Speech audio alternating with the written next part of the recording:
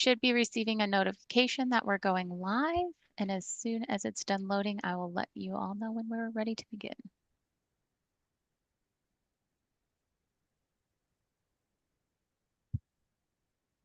All right, Mr. Israel, we are live.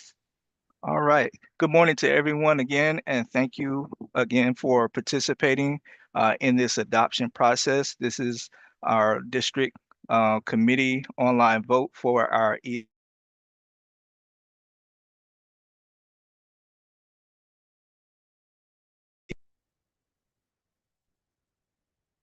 Can you hear me now? All right, perfect. This is our live vote for our ELA adoption grades K through 5.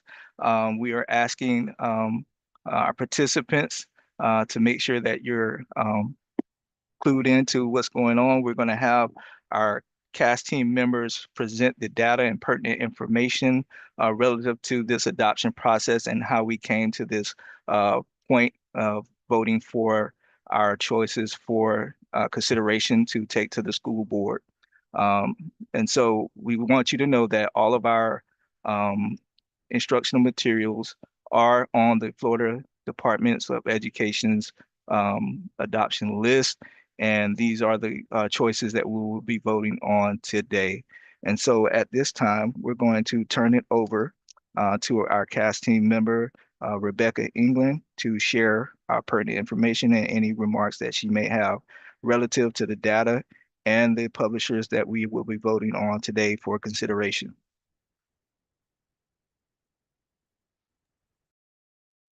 Good morning, everyone. I am Becca England, and I'm representing the CAS team in sharing this information with you.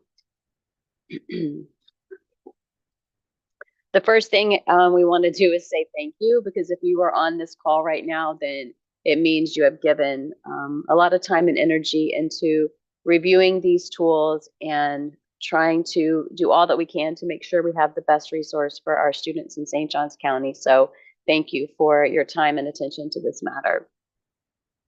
Our purpose for this time is to discuss the results. We've looked at all of the school level reviews and rankings, and we're going to present that to you to finalize our district committee vote of what we will submit for consideration to the school board. In this process of adoption, St. Johns County teachers, families, and community members had 3 elementary options to consider. These 3 options were Benchmark Advance, HMH Into Reading, and McGraw-Hill Reading Wonders. And as Mr. Israel stated, these are all on the state's approved list. Now, in this process, teachers and community members and school representatives were invited to review the tools and to give open-ended feedback and comments, and also respond to the resources with specific feedback and critical analysis using a rubric.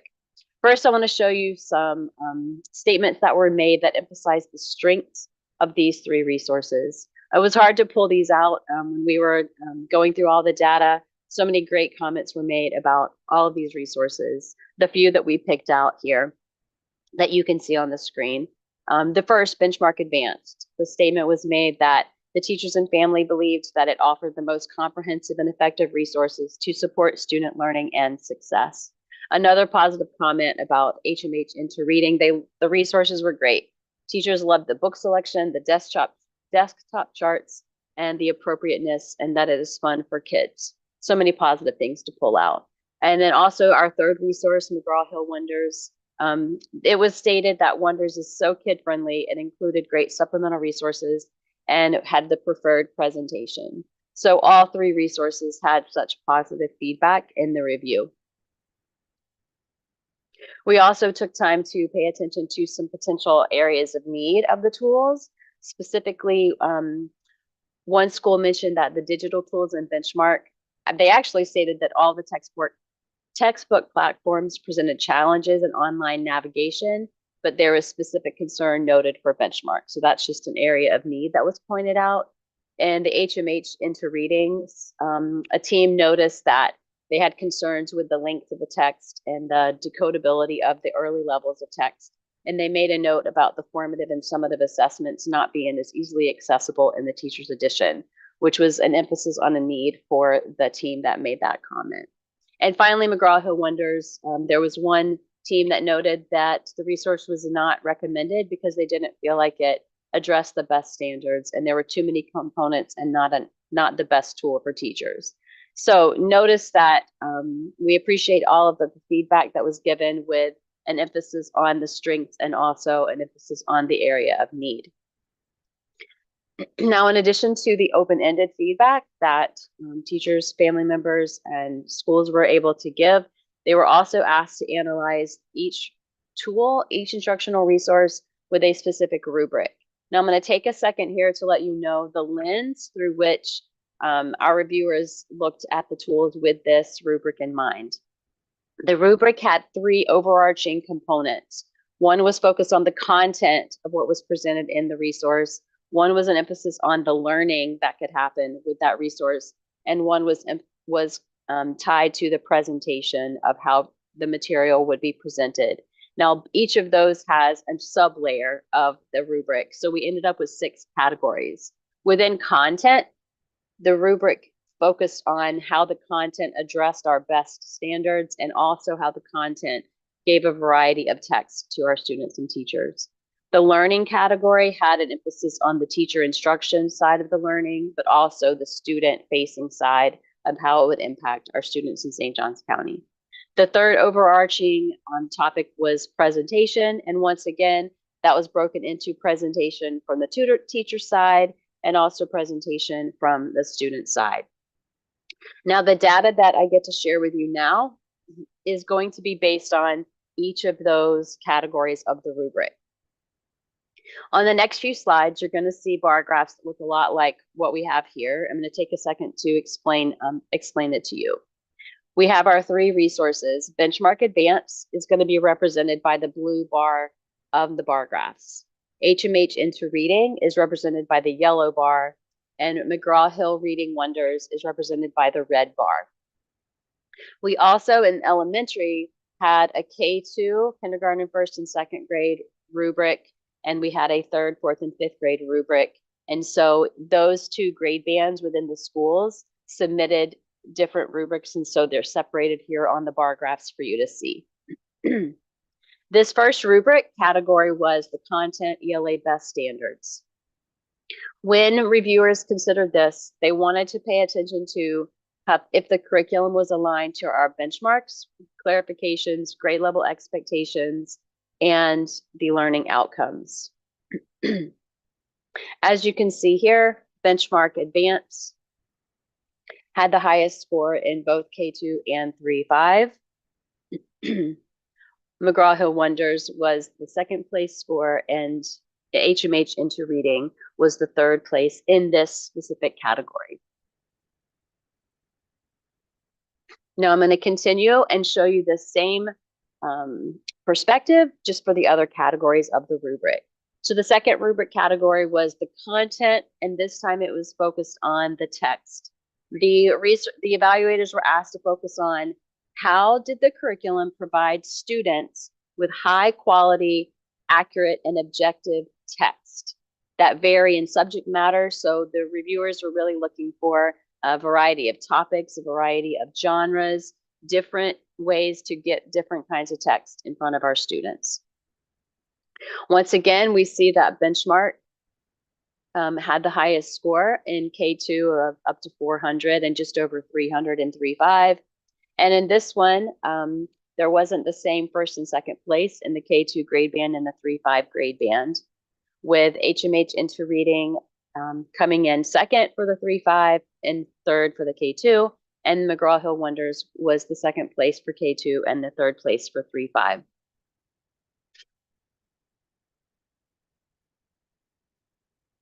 The 3rd category of the rubric was focused on learning, and this time focused on the teacher side of it. The evaluators were paying attention to how the instruction was written for the teachers. Was it teachable? Was it learnable? Was it doable and accessible? Instructional practices as research-based and aligned to effective reading instruction. So the reviewers were really looking at the teachable parts of each resource. And here we had Benchmark Advanced, had the highest scores, with an HMH Interreading and Wonders tied for the K2 grade band, but Interreading had a slight edge in the 3-5 grade band. The fourth category was learning, but this time focused on the students. The evaluators were looking at how each resource would impact students and their ability to demonstrate learning and mastery through both formative and summative means. Here, Benchmark Advanced, once again, had the highest resulting scores with HMH Interreading and Wonders coming in second and third. All right, 2 more rubric categories to go. These are both going to be in the presentation realm. So really looking at what this would look like for the teacher and what this would look like for the students and comparing each of the 3 resources. This rubric category guided the reviewers to think about how is the curriculum organized for the teacher? Is it systematic? Is it explicit? Can it be used efficiently and easy for all educators? Benchmark Advanced had the highest score in this category. And HMH and McGraw-Hill each took second and third for the 2 grade bands, K2 and 3-5. The last component was presentation as far as the students were concerned. How did this support students through a clear structure, logical organization, and accessible presentation? Once again, Benchmark Advanced came out on top with the highest score results, and McGraw-Hill and Interreading really close to each other for second and third. Now, all of those scores came together, and so we were able to analyze a sum of all of that put together. And when that total score was tallied, it shows here that Benchmark Advanced had the highest score of almost 2,500 for K2 and almost 2,000 for 3-5. And then here, once again, HMH Interreading was second place for 3-5, but third place for K2, and then the opposite of that with McGraw-Hill Wonders. Now, the next 2 slides are the place where everybody graded each tool as either they would highly recommend it being considered, recommend it, somewhat recommend it, or do not recommend it. So every resource was given a score in those 4 categories. Here we can see that Benchmark Advanced was highly recommended. It received the highest marks with over 50% rating as highly recommended and over 30% as recommended. It had just over 10% as somewhat. It's interesting to note Benchmark Advanced did not have any votes of being not recommended as a resource to consider. Looking at highly recommended and recommended categories, McGraw-Hill Wonders shows a slight lead over HMH. And HMH Interreading received almost 20% of the feedback at not recommended, with just over 10% for McGraw-Hill. Now, that is just from the K2 grade band of rubric responses. The 3-5 responses are here on the screen now. Benchmark Advanced had almost 60% as highly recommended and just under 40% as recommended.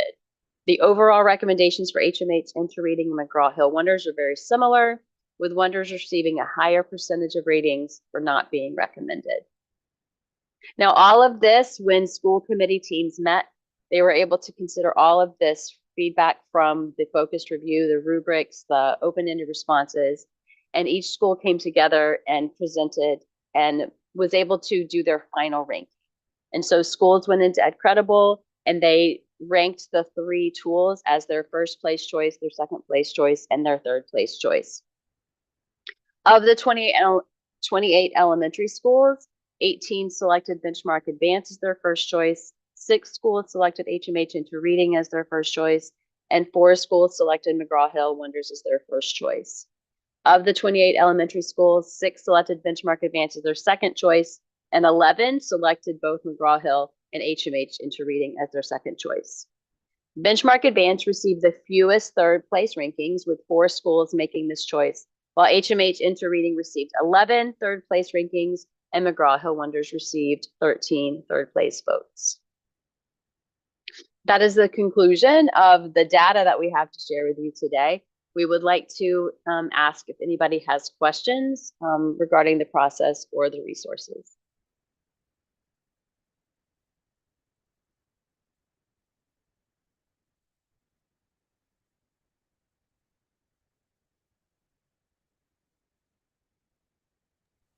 Becca, there are no hands raised and no comments in the chat. All right, thank you. I will stop sharing my screen.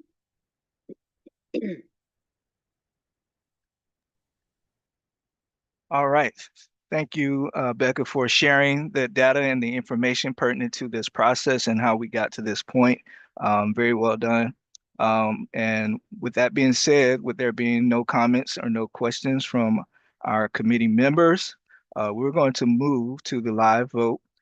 Just note that once the poll is launched, only those who are voting members will be able to vote. Allison has done a count of how many voting members we have. And so if there is a variation in that count, then we would have to recount. So just be mindful of that, that only voting members will be allowed to vote at this time.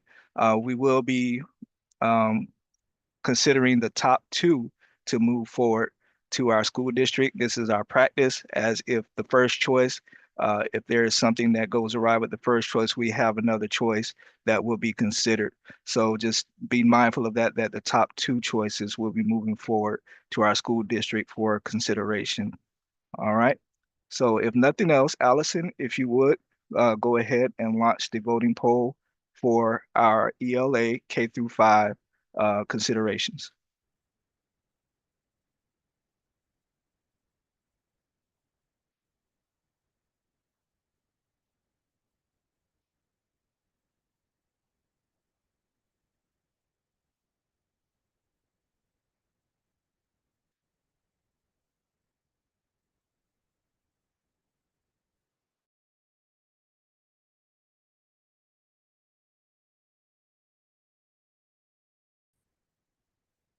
All right. So there's one miss. All right. Yes, ma'am.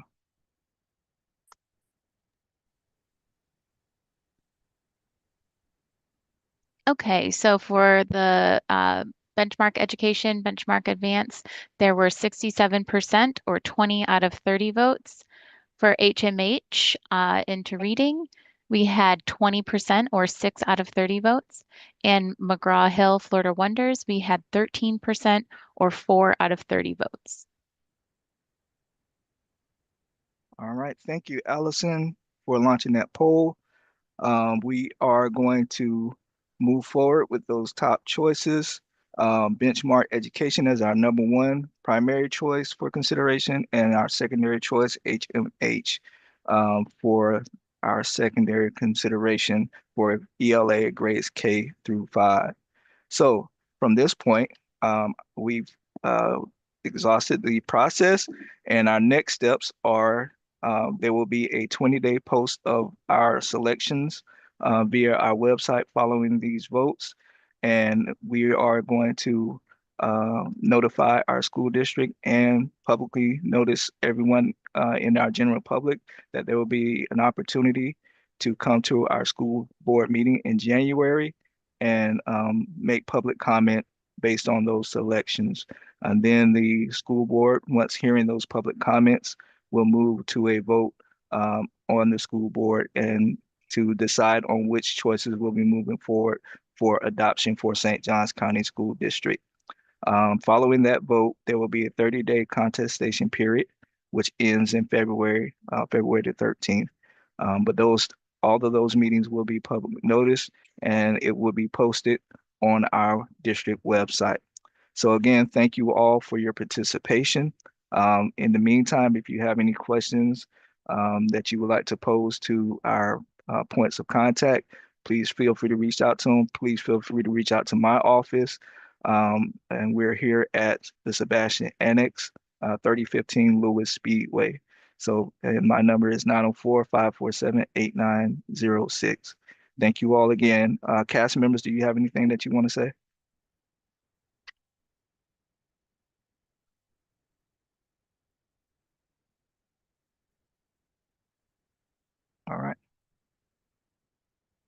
All right. If nothing further, thank you all again for participating. I wish you all have a good rest of your day, and we hopefully will move forward with this sooner than later. And